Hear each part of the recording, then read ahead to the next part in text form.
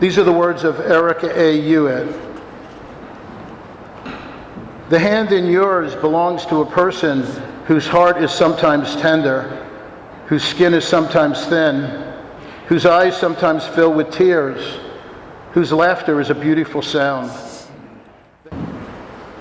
Good morning. It is a delight to be with you today.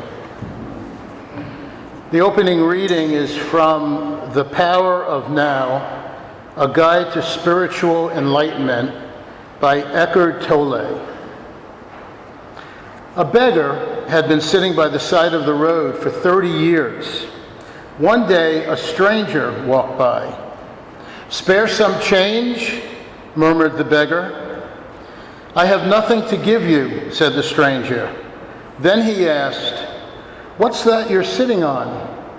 "Nothing," replied the beggar, "just an old box. I've been sitting on it for as long as I can remember." "Ever look inside?" asked the stranger. "No," said the beggar. "What's the point? There's nothing in there." "Have a look inside," insisted the stranger. The beggar, reluctantly, managed to pry open the lid.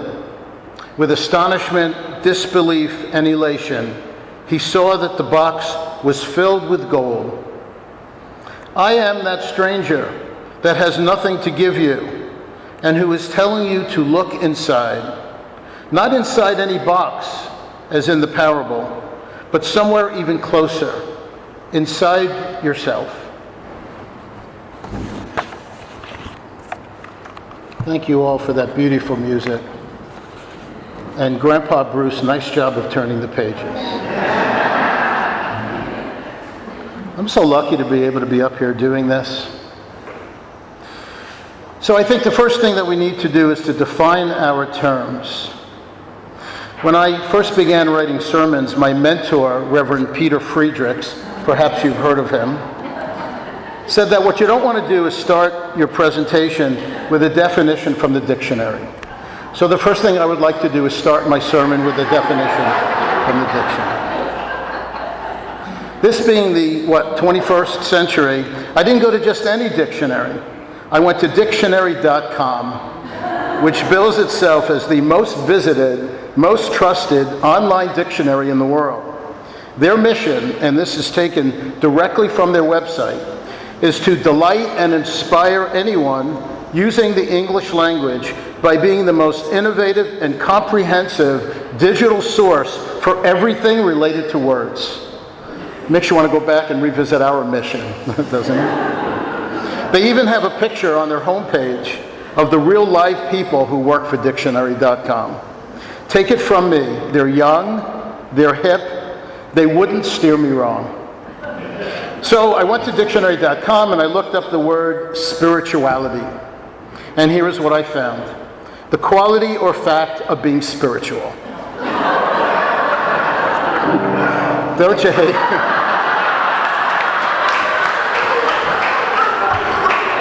Dick, I usually work alone, but this is fun.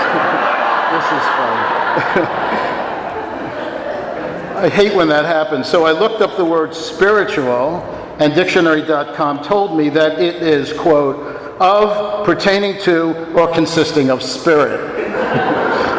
I turned back to the picture of my friends at dictionary.com and I said, "What are you doing to me? You are the most innovative and comprehensive digital source for everything related to words. You are supposed to delight and inspire me and everyone else using the English language. I am not delighted nor inspired." Undaunted though I persevered, I looked up the word spirit and found this: the incorporeal part of humans. Now when I got to incorporeal, I realized that I probably needed to start a new spiritual journey in my efforts to find a definition of spirituality. Nevertheless, I decided to try one more time. I looked up incorporeal and it read, not corporeal. So Reverend Peter was right. Never start a sermon with a definition from the dictionary. So I decided instead to ask Unitarian Universalists for their definition of the word spirituality without using the word incorporeal. And this is a sampling of what I heard. that which gives meaning to my life, a relationship with a higher power, being open to life, awareness of a meaningful connection with the sacred whole, commingling of the self with something greater, and I love this one, an awareness of the gap between what you can experience and what you can describe. Now, please don't focus too much on that because you won't listen to the rest of my sermon. When one reflects on the sampling of definitions of spirituality, two things come to the surface. One, there are many different understandings and interpretations of what the word spirituality means. And two, all of the definitions that I quoted are internally focused. Like the fable I read this morning, they compel one to look inside themselves. They cannot be evidenced by any external means. One cannot see a person being spiritual in the context of these definitions. These are definitions representative of what I see and hear all the time from Unitarian Universalists. And they are intensely personal, highly abstract, and in no way contribute to the creation or continuation of successful, vital, strong, and growing congregations. And that's my theme this morning. So permit me, Donna, to elaborate. Don't look at me like that. As an employee of the Unitarian Universalist Association, whose portfolio includes the growth of congregations in the many ways that we define growth, I look at spirituality in a different way. I want to point to something that someone is doing and say, that is evidence of their spirituality. I want to ask, does one's spirituality leave its mark on the congregation and on the world?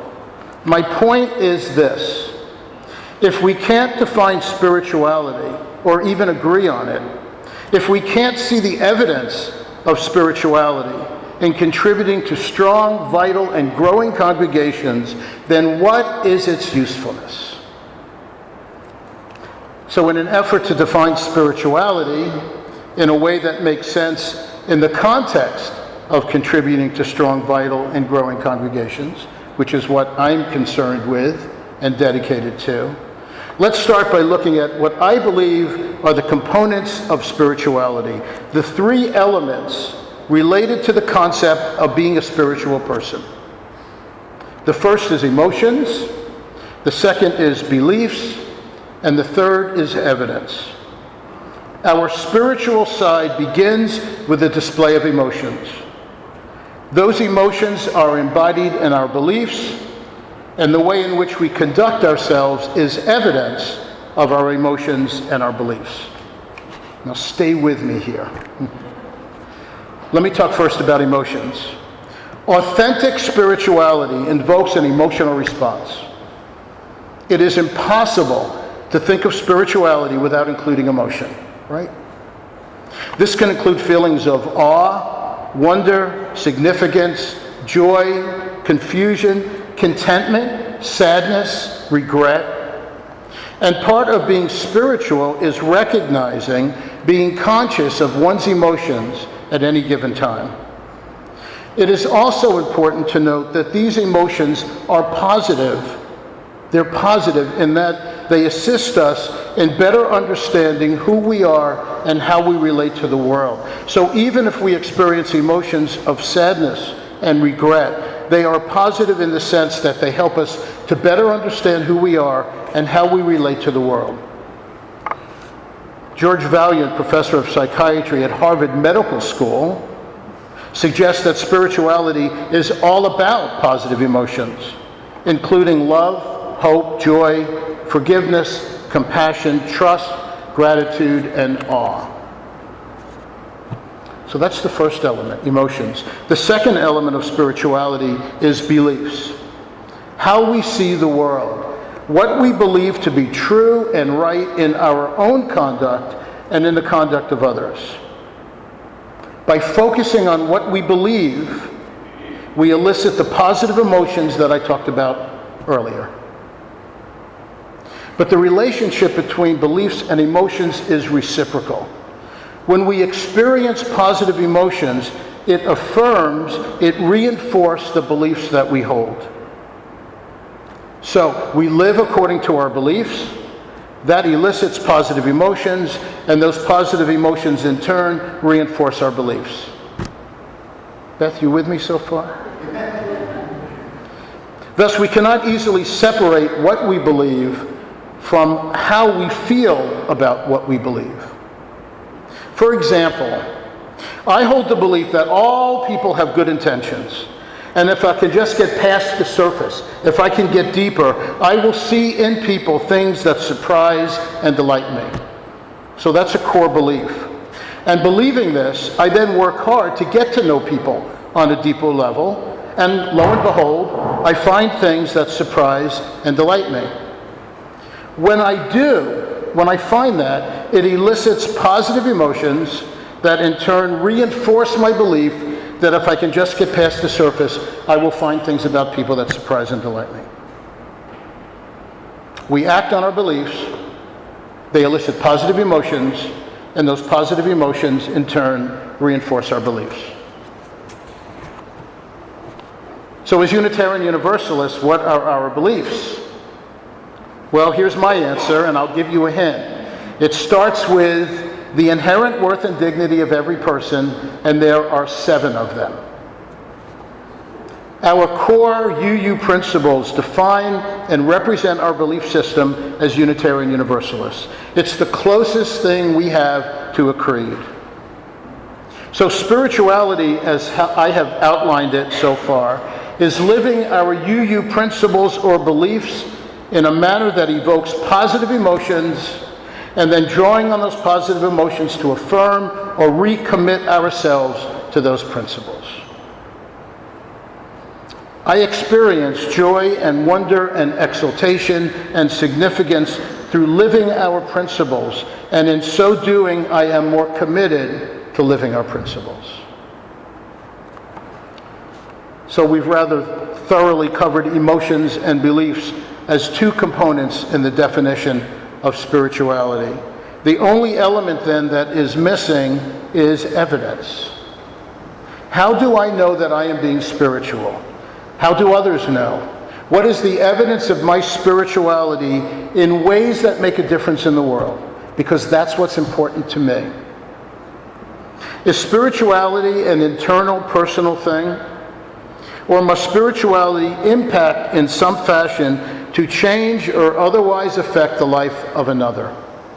Or to put it another way, if a spiritual person falls in the forest and no one is there to hear it, do they make a sound? Somehow that doesn't sound right, does it? How about this? If a person is spiritual and no one is impacted by it, does it matter? Is that how we want this congregation to run? Now, those of you that might start to be not loving me as much as you did before you came in the room, don't get your back up. I know that spirituality includes internal actions like yoga and meditation and tai chi and drumming and praying.